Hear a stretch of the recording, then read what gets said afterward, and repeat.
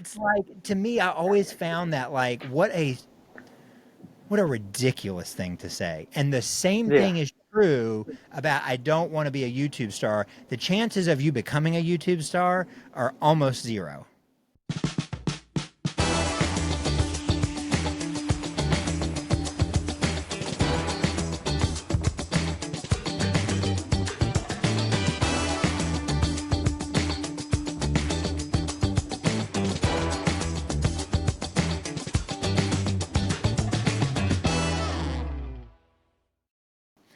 But today we want to talk about something that I think so many people struggle with. I certainly was intimidated by it, and that is Hmm. being on camera. And there's Hmm. definitely different reasons that people don't want to be in front of the camera.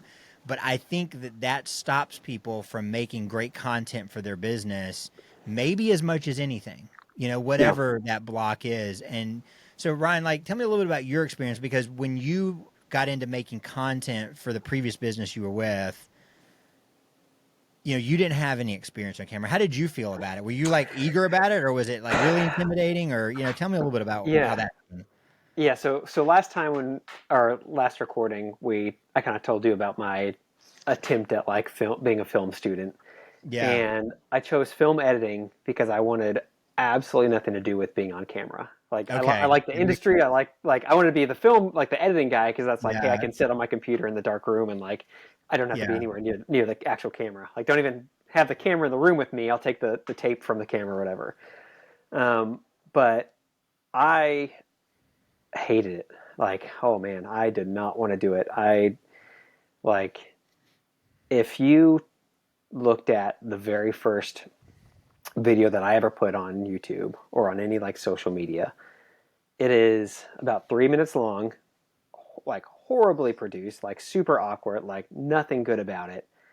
But then if like you looked at my computer at the time for that 3 minutes of video, there's about an hour and a half of just like utterly unusable footage of like it just like it was a tripod in front of our truck with me standing in front of the camera to talk, and like there's a lot of weird, it's weird, like I had a script on my computer like in front of the camera and I couldn't read it. Like Oh yeah. I'd get like a sentence into it and I'd mess up. I'm like why is it so hard? Like I can read, I know how to read. I at least passed reading in school. um, and then like people would walk by in the parking lot and I'd have to stop because I'm like, something in my head is like, this is like so embarrassing to be like talking in front, like, Yes. but it's like Yes. people do it all Yes. the time, and like people are always recording themselves, but like there's just something about it where it's like, this is just like too awkward for me. Like, and I probably stood in that parking lot for like 3 hours to get 3 minutes of footage, and like, oh man, I did not like it, and So what? So you had not a fun experience, no, right? What got you to do it again? Like, you know, how did you not just yeah. write it off right then and there? Like, okay, that was terrible. I don't want to do that again.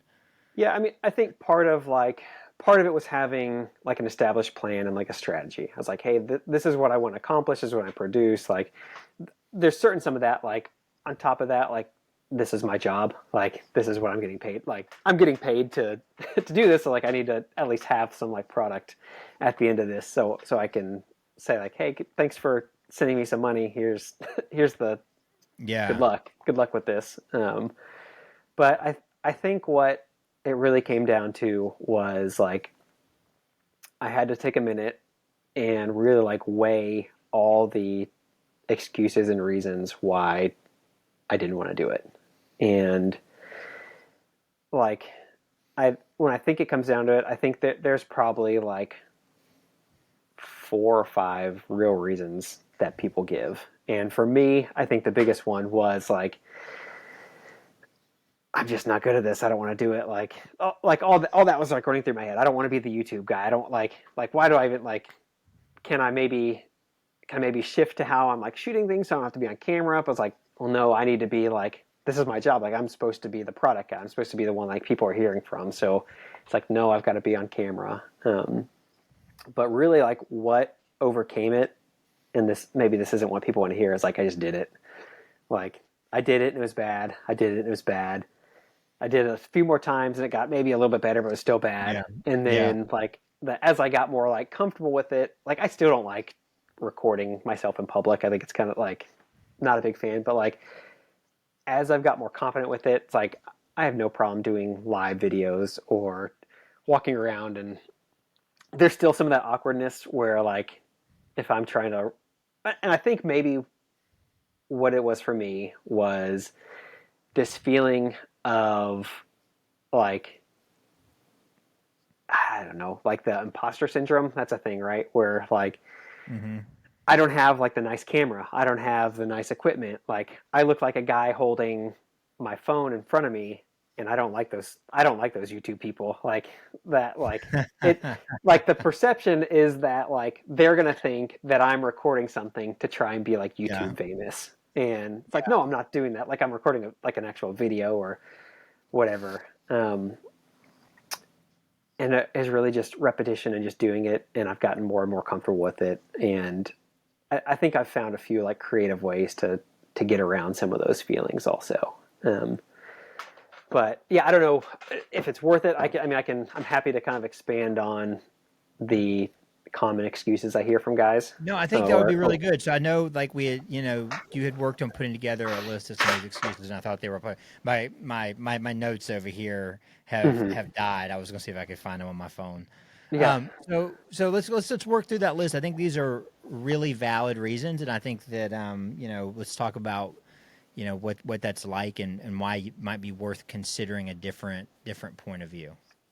yeah. Well, I think probably the most common excuse or fear That's is harsh, that Ryan, right there. Like just calling it out for what it is, just an excuse. And it yeah, is. It yeah. is. You're right. Here it is. But But I think it's legitimate. Like you still have to get over that, right? Like yeah, I it's think still it's yeah, I think it's still based in fear or, like I said, like that imposter syndrome or doubt or worry is that guys think, and I know I thought this was, I don't have anything to say that anyone's going to watch. I don't have anything to say that's worth it that someone's actually going to sit down and want to hear. And like, and I think that's like a legit fear because I mean, we live our lives like we know who we are, we know our thoughts, we know what other people think, and we think that like no one's going to want to hear this. Like, why am I even doing this? And what helped me get over that, there's actually a few things. Probably the first thing was thinking about, like, what is some of the content that I personally like to watch? And, like, number one thing that popped in my head is that show Dirty Jobs with Micro on Discovery Mhm. Channel. And, like, for some reason, that show has been, like, a thing that my little kids like love to watch. Like we sit down and we just like we've got Discovery Plus. We'll like watch through old episodes that they've seen like two or three times. And I mean, it doesn't help that like Micro has like a very like good voice for TV, and like he's got like a Yeah. very strong voice, and he's got like a history in opera. So like that's his whole thing. But like Yeah.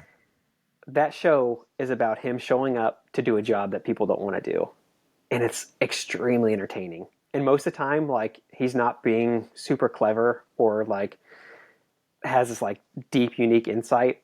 What he is just offering like a window into this guy's like this company's world, whether it's cleaning windows or whether it's crawling through a sewer. Like he just Yeah. doesn't goes and do it, and they just record him doing it, and like that is the whole base of the show. And it's like one of the most popular. I would bet it's probably one of the most popular shows like Discovery's ever put out. Like, and Oh yeah, they for just like did a sure. new season of it like a year ago because people were wanting it to come back. The show Uh, is so prolific that he is basically an advocate and philosopher around working America mm-hmm. and the importance of blue collar jobs and the importance of trade. Like he is like the speaker, the person who is an authority on that Yeah, because that show was had such a cultural impact. yeah, yeah, and I think about that, and then I think about like and maybe this is just me because I'm weird, but like I look at like some of the content that I look on like watch on YouTube, and like I wrote these down. There are probably four different things that I was like these are in my watch list that I've seen before.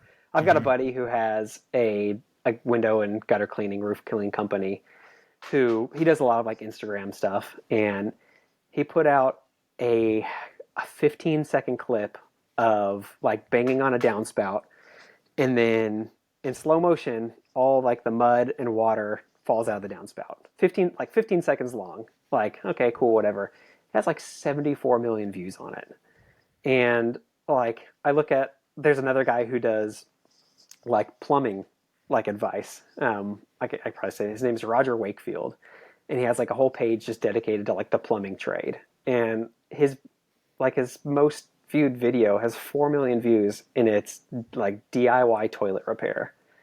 Or like I watch this guy who gets like 1 million views pretty consistently on cleaning rugs, or like probably the weirdest one that I watch that is going to be like out of left field is I follow I like woodworking. I do a lot of woodworking stuff. Like this guy I follow gets like 500,000 views on how to properly saw a board with a handsaw.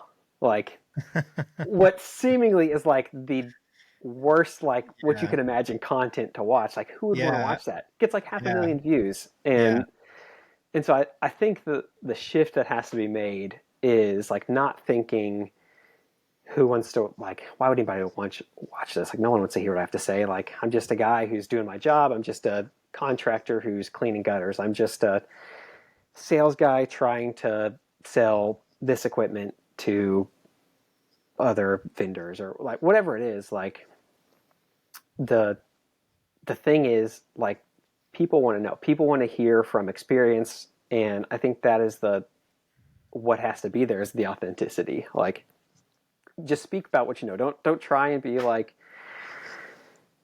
over the top and like all create, like I said, my most successful video that I put out was that first one where it was absolutely horrible, but Yeah. like it was education first before entertainment, clearly before entertainment. But as long as you like can nail down who you're trying to speak to and what they need to know, like people will watch it and people will be interested in it, and people want an inside view into things. And I think that's where the market in general is going, is people just want to hear like authentic stories. They don't want to hear the sales pitch. They just want to hear like, hey, what are you doing? And yeah, what can I take from it? People pay you every day for the knowledge that you have, whether that knowledge is translated into a product, a machine, a chemical, a way of doing things, a service. They are paying you because you know something, know how to do something that they don't. And that means that you have something in your head that's valuable, Yeah. something worth sharing. Yeah.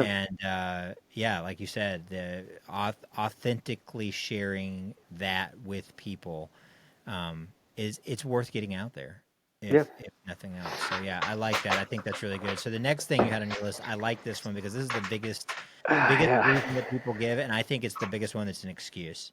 Yeah. And I find it a little frustrating, to be honest. But what is it? Share the next one on your list It before I is. give my tirade on it. Yeah. Yeah. Maybe I'll let you answer this. I'll give you my like one sentence answer this too, and then you can kind of go into it. I The think people are the going to ex- way more hear what you want to have to say than what I have to say. well, the excuse is that, hey, I don't want to be a YouTube star. Like I don't want to be the YouTube guy. I want to do what I do. I don't want to be the YouTube guy. And Yeah. like my short form answer to that is good. Like neither do I. You don't need to be. Like no one said you need to be. That's not at all. Like if you want to be the YouTube guy, that is your life. Like you are investing in being a media guy, not a product guy, whatever your job is. Like the YouTube stars, like the people who get like consistently millions and millions of views, like that is their life. They write out plans. They invest in camera equipment. They do all these things, and they have like scripts that they follow. Like it is a whole industry in itself. And so like for any of our like future clients or anyone who's like even thinking that, like good, that I think that's a good like thing, that you don't want to be a YouTube star, because you should not want to do that. You know, I'm gonna give an analogy for this. Mm-hmm. Um, for since I was a teenager, I've been really into lifting weights. That's always been something that's been a very much a big passion for me. And at different points in time, that has garnered some unwanted attention because I really don't want attention. Hmm. And but it's always been the same, right? So it's like if you look like you work out, then people feel like they need to come up to you and say, "How do I do X?" Right? Like Hmm. I have some kind of secret. And the thing that used to always like get under my skin, it's fine. I'm happy to help any way that I can for whatever it's worth. Was, but I don't want to get too muscular. Like, Hmm. what do I need to do? But I don't want to like. I'm not trying to like blow up and get real buff. Just but like, what do I Yeah. want to do? And I would always think to myself, there is no risk. There's no risk of that. Like putting on a lot Right. of Yeah. muscle is not something like because you show Yeah. up in the weight room, you're going to wake up one day and be like, oh no, I've gotten to. It doesn't Yeah. work that way. Right. It's like the people that you see that are too big or too this or too that, they've put years and years and years of consistency into it, and they're eating twice Hmm. as much food as they want to eat every day. And it is no different. It is their life. Yeah. And it's like, it didn't just happen. They didn't just like go to the Y 3 times and they're like, oh no, my arms are too muscular. Right. Yeah. Said no one ever. Yeah. And it's like, to me, I always found that like, what a ridiculous thing to say. And the same Yeah. thing is true about I don't want to be a YouTube star. The chances of you becoming a YouTube star are almost zero. Yeah. And Yeah. I that's don't even want. if I you don't. wanted to. Yeah. I don't want to go play like basketball with my friends because I might become an NBA guy. I don't want to be the I NBA don't want to be guy. in the Like. NBA, so I'm not going to play Yeah. pickup ball. It's Yeah. that Exactly. Yeah. ridiculous. Yeah. To become a YouTube star, that's like I'm going to invest the next several years and all my time and energy into this instead of my business. So, yes, Hmm. no, that shouldn't be your aspiration. And neither should your aspiration be to have viral videos. Yeah. That's not what's going to move the needle in your business. Making something that gets in front of the right person or the right 10 people or maybe the right 100 people can be way more valuable to your business than Hmm. chasing like how do I make something that a bunch of people want to watch. Yeah. So And I think that it's like you just have to shift your mentality. It's not a real fear. It's not. yeah. It's not going to happen. Like let's just be real. And if it does, sorry. I'm sorry you would want it. But it's probably not going to happen. Yeah. So I always get a little bit. It's a legit thing that I think in people's minds they're like, well, because they don't see content and they need to shift the lens they're looking at the content. I think when someone tells me that, Hmm. it tells me that they think the only reason that you would do it is to get a million views on YouTube. And as Right. a business owner, that should be the last thing on your mind, getting a million Hmm. views on YouTube. Now, you may be in a business where the content you make that is relevant to your business may get lots of views. But for most B2B businesses, you're making the content for a totally different reason. And the chance Right. of someone is like either a colleague of yours or a customer of yours, 6-year-old kids are Hmm. probably not going to watch it for fun, and drive Right. views up to 100 million views. You know what I'm saying? Yeah. So Yeah. Yeah. I, My kids aren't watching my like product videos about our equipment my that kids I, don't that I watch made. any of Yeah. my videos. They couldn't Yeah. be less interested. Even things I make, they're Yeah. like cinematic and short. They're like, Hmm. I don't Cool. want to watch that. Thanks. Yeah, but here's the key though is that even if you like rightfully don't want to be that guy, I think there are keys of success you can pull from those people. And that's why like if you look at my like subscribe list on YouTube or whatever, like there's a wide range of people because I want to see like hey, what are they doing and I want to attribute that to like the content I create to figure out how can I do it well. Because there is something to it. Like if you do want to build an audience, but I think it comes down to like number one is being consistent. You need to put out consistent content.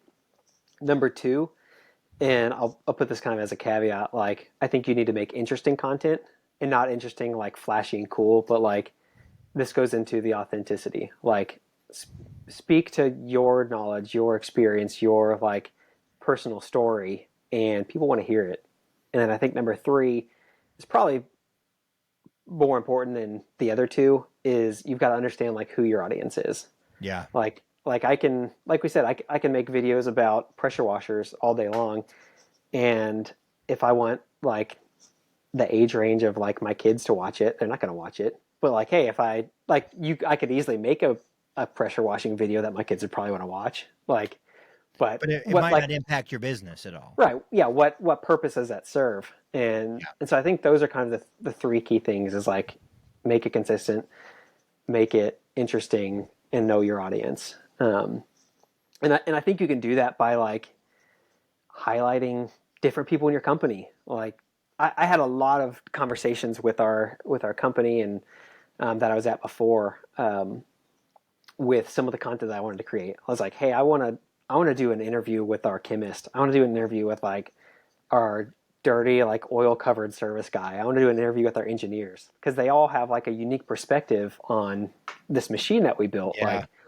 hey, let's like I could sit here and I could do a video on like how to rebuild a pressure washing pump, or I could like pull in this like rough service guy and have him do it for me. And like I can kind of help him and kind of do it more of as like an interview. And it would be way more valuable because like his knowledge bank in like that field is so far exceeds anything that I could be able to say. And so I think like the guys are saying, I don't want to be the YouTube guy. It's like good, don't be. But like learn from them and use your people. Like they all have unique perspectives. They all have unique Yeah. backgrounds. Like they can like if they just speak about their passion and if that lines up with like your company like motives and direction, then hey, all the better. Like it'll be a successful video whether it gets 1,000 views or 1,000,000 views. We dropped the mic right there. I like making Yeah. content with you because you bring it back around, and it was so like, oh, that was so succinct, and I would have just rambled for so long about my opinions about people thinking they're going to do something they're not going to do. Yeah. So that's fantastic advice. All right, so next thing on the list. So don't worry about being a YouTube star. Yep. There's a whole different dimension there. What's next on your list? Next, and we've kind of already covered this, but it's the next excuse is I hate being in front of the camera. Yeah, That kind of like covers everything we've talked about. Like, people aren't looking for a showman. They're nope. not looking for someone who can perform. That's not what your business needs. It's what you just said. It is Hmm. authentic points of view that offer unique value to the viewer. Right. You talked a little bit about having these different people in the company. Well, what I have found is that different people in the company, whether it's the engineer or the mechanic or the chemist or what, in different businesses is different, or the salesperson or the CEO, when they talk and they're not putting on a show, they're just sharing Hmm. from their point of view that is unfiltered, it's going to appeal to a very specific group of people who are like them, because Hmm. most people you're talking to are not comfortable in front of a camera. They're not Right. performers. So they're going to connect best with other people who are like them. And I think if you think like, wait a second, I do business with a lot of people who are like me. So Hmm. they're not looking, they're not going to listen to you because you're great on camera. They're listening to you because you're the kind of person who connects with them. Yeah. And they're going to appreciate that authentic point of view way more than they are a spokesperson. I guess I'll throw in an anecdote to this, and I think this might help. I'm finishing up a commercial project for a company, and they had this old commercial done. They were wondering if I could use any of the footage, and I was watching the commercial, and it's a cleaning company, right? A local cleaning company, and Hmm. doing the commercial, instead of having authenticity, they had a spokeswoman read the Hmm. commercial. And I don't think that it occurred to anyone the level of cheese or like fakeness that gave off. Hmm. Like, she obviously wasn't with the company. She Yeah. obviously wasn't it was like semi-journalist slash spokesperson, Hmm. voice point of view. The way she talked didn't sound like I could believe a word she said. It was Yeah. like watching an all good commercial, like an all good, Hmm. like when they would do like the telethon type thing, and you'd watch like the Sunday morning movie, and like they would Yeah. run the all good commercials instead of running like regular commercials, and like the home improvement thing. That's what it Hmm. felt like. Yeah. And it was like, there's no value in this. Hmm. Versus, we did some work for them and we had like people in the company sharing things. And I think when they spoke, it was like, it was real. They Hmm. had real feelings and real experiences and a real point of view around this, something that was like in their heart to share, even though none of them regularly were in front of a camera. And they probably were Hmm. totally, in fact, they were uncomfortable. Like I Right. could tell we had to warm it up. We had to warm them up. It was not totally comfortable. So sometimes that can work to your advantage. The polished Yeah. person, probably isn't going to give off what you think it is. Yeah. I think you if you highlight like that awkwardness, it can be successful. Like that is, gosh, I don't remember what it is. There's some uh, YouTubers a while ago who did like intentionally bad commercials. I don't know if you've ever seen those. Gosh, I forget what it was. It was all North Carolina based, so you may have seen it. But they like went in and made like the most awkward commercials for TV you can imagine, and they were Yeah. funny. But like they just highlighted like the fact that these people who own these like local businesses don't know what they're doing. They don't know how to talk to a camera, and like it was Oh, I extremely love. successful. I don't know if Um, I don't know if I've seen it, but I love. I mean, I yeah, love I'll, the. I'll see if I can find it and send you the video of it. But I think that actually probably plays into I think my last excuse that people have is there's a lot of people who just say like, hey, I don't have the right equipment, I don't have the right camera, Yeah. I don't have my drone to take sky shots or my whatever you know you know more of the technical stuff. They Yeah. don't have Yeah. I don't have the stuff. Yeah. And here the answer to that I think is like this, right? Like this is a something that everyone has in their pocket and it takes 4K video. Like, like it's Mhm. insane what like phone cameras can do now. And like you don't need expensive lighting. You don't like I think there may be some things that you could probably offer advice better than I could, being this is kind of your background, but like there's certain times of day that are probably better to shoot and like certain just natural lighting. But like for the most part, like a camera with a selfie stick or a phone with a tripod is really all, like that's all you really need to just start creating something that people would want to watch. Um, There's a YouTuber that I really like, um, who in the car world, and he very much is building a media company.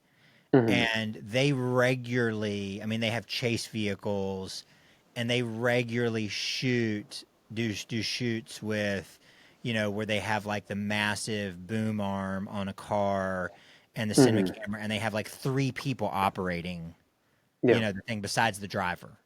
mhm, One is focusing the camera, one is turning the camera, one's moving the boom arm. I mean, it's like insane. And then he does a lot of behind the scenes stuff now too.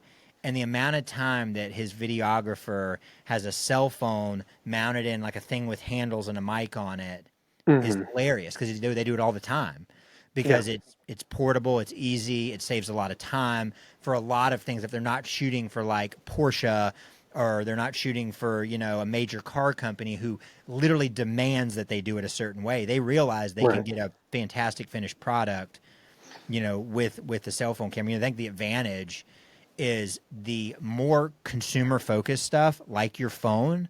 mhm, They know that like what people want is to do something and then get a good result without any work.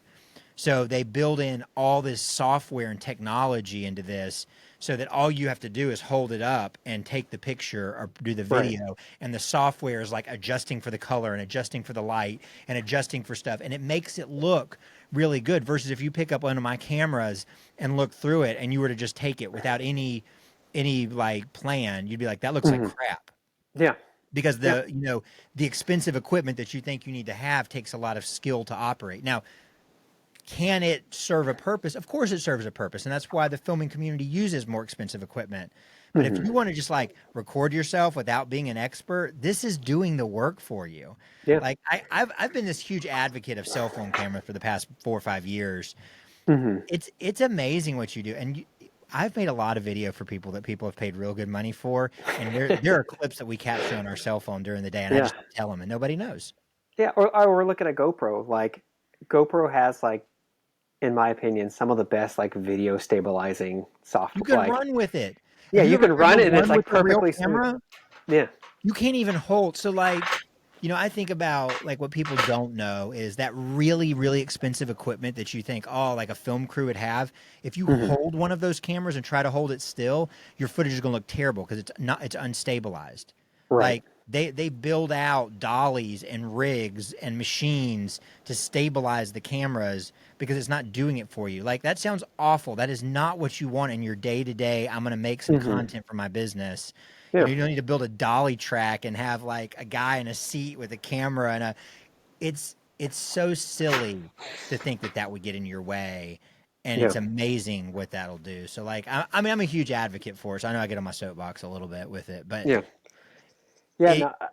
equipment should never be an issue. It should never ever be an issue.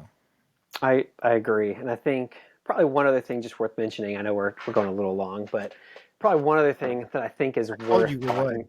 Yeah, I think something else worth talking is I'd like to maybe just share a few things from my experience that I used like to overcome some of these like obstacles. And That there's would be awesome. really I think like some like here's some like technical things that I found that worked for me.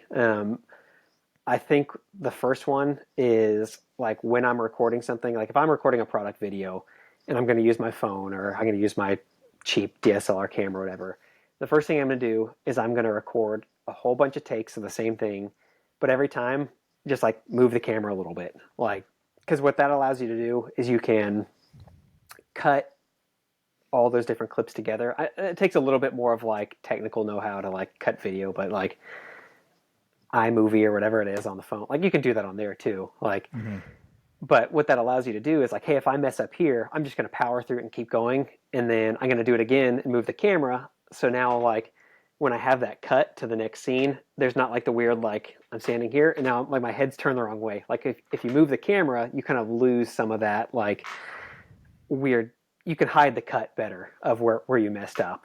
Yeah. So I think that's one. I think the second thing I found for recording people who don't like being on camera is almost always what I would do is I turn it into an interview instead of like them talking to the camera. And so a good example, we did a video for our full lineup of chemistry. So we had Hmm. like 6 different chemical bottles that we wanted to talk about, and like the thought was like, hey, let's bring our chemist in, let's get him on camera, let's have him talk about all the products. Like we found out real quick, like if he's sitting there like trying to talk to the camera, like it's extremely awkward. Like he has a hard time remembering what to say. Like, and that's the same thing for me. Like if I'm just talking to the camera, that's why my like 3 minute video took me like 3 hours to shoot. But then what we did was we turned it around and I just sat next to him on a chair and him and I had a conversation. And it was instead of like, hey, tell the audience about the product, I'd say, hey, why don't you tell me like what makes this better than our other products? And with him talking to me instead of this like make believe audience, it was like 1,000 times more natural. It was easy, like the conversation flowed. I had bullet points of what I wanted to cover instead of like a script of what I wanted to say. And I think we did this like 15-minute video in like 2 takes, and it was extremely easy. So I think those two things, and then I think a third thing that I was starting getting into was looking at kind of different creative ways to minimize some of that like awkwardness. Um, so the big thing here was I wanted to do a video about how to winterize our equipment, how to prepare it for the winter. So there's chemicals, there's things, there's water in the system. If you leave it out to freeze, it can ruin the equipment. And so I was thinking, okay, what can I do? I don't want to sit here in front of the camera again and like say, this is what you do, this is what you do. And so what I did was I took our GoPro and I put it on my head, and I didn't say anything. I had the system set up as if I was using it, and without saying a word, I just went through my process as if I was going to winterize it. So I would unhook the hoses, I rolled them up, I cleared out water, I poured in the antifreeze, did all that without saying anything, just with the GoPro recording it. And then what I did was I then took that video, brought it home, put it on my computer, and um, I think iMovie can probably do this. Is I hit play and record at the same time, and I just talked through it on my same headset of what I was doing. I just explained the process of what I was doing, and if I had said something wrong, I made a mistake, I hit stop, I ground it, and I did that. And what that did was allowed me to remove a lot of that like awkward camera facing weirdness that we all have to deal with. Like I did the job because I knew what I was doing. I didn't have to like try and explain it while I was working, and it just made it like that much easier. And so I think there's a lot of creative things you can do like that, like those where you can get the footage you want that's interesting that someone will watch. And the benefit now is I don't have to like figure out what my script is or make this like odd conversation with an invisible audience. I have no idea what happened with my camera. Hopefully, it will fix itself when we upload all this. Um, I think that is amazing advice, and thank you for sharing some of those like tips. You know, I can definitely attest that like we've used some of that before as well, especially with like using an interview type situation to like bring the tension down Mm-hmm. and make things a little bit less awkward. So yeah, I think this was a great episode. Man, I really enjoyed making this stuff with you. Your information is like it's right on point, and I think it's great. So Well, that's good to hear because yeah, like I said, my background is not media. My background is cleaning, and so it's good to hear from like the marketing guy, the camera guy, that maybe some of what I was doing was like that I was just making up my own was a good way to do it. So no, I think you're good to go. I think you're good to go. awesome. So we're gonna try to iron out these technical difficulties. But Ryan, thanks for being on. If you see this video, and would really appreciate it, helps so much with us maximizing the value that people get out of this. Is to share the video, whatever platform you're watching, whether that is Facebook or TikTok or YouTube. Share this with somebody.